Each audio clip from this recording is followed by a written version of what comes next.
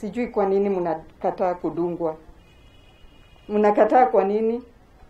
Mpaka nakuja Nakuru kuambia tafadhali mudungwe. Si ndio? Mliona nikidungwa yangu? Na mimi nimeshadungwa mbili. Na si niko tu hapa. Unaona kama kuna kitu imebadilika? So tudungwe. Recognition of the important role that teachers play, His Excellency President Uhuru Kenyatta allowed the Ministry of Health to open up the vaccination exercise to all teachers, irrespective of their ages. This presidential order has allowed thousands of teachers to be vaccinated.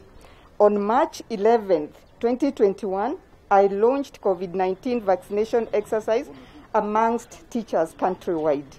It is encouraging to report that as of last Saturday, August 14th, 2021, 178,734 teachers have had been vaccinated with the first dose. Lakini si mnajua walimu ni over 300, and only 178,000 had gotten the first dose. And for the second dose, we only have 110 and 342 that have received the full dose.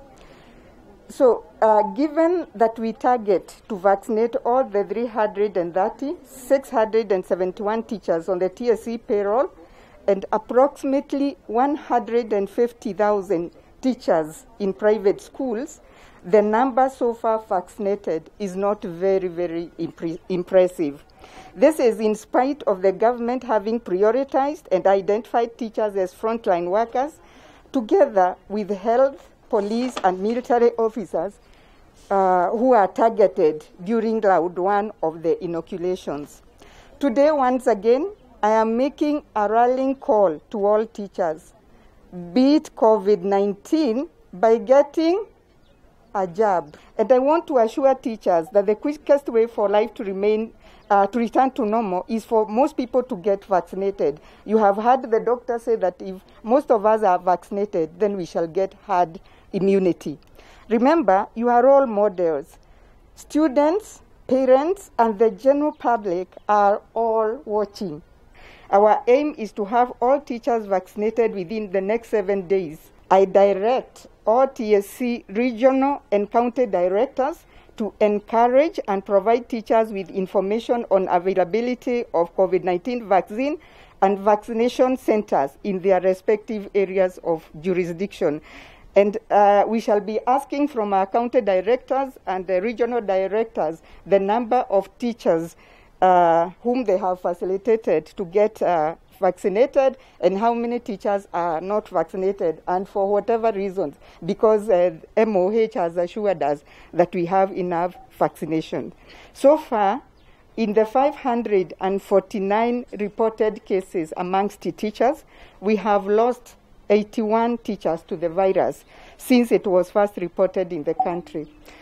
We keep this data with us, and we have lost teachers, and it is very painful to lose even one teacher in this country.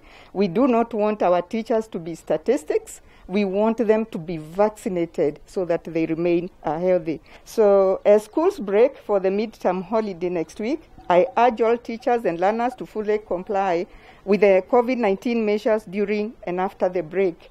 We are fully aware that we will always continue to encounter challenges in providing our teachers with all the necessary protection against COVID-19. But we must strive to wear masks and wash our hands regularly with the soap and water or use sanitizer at all times.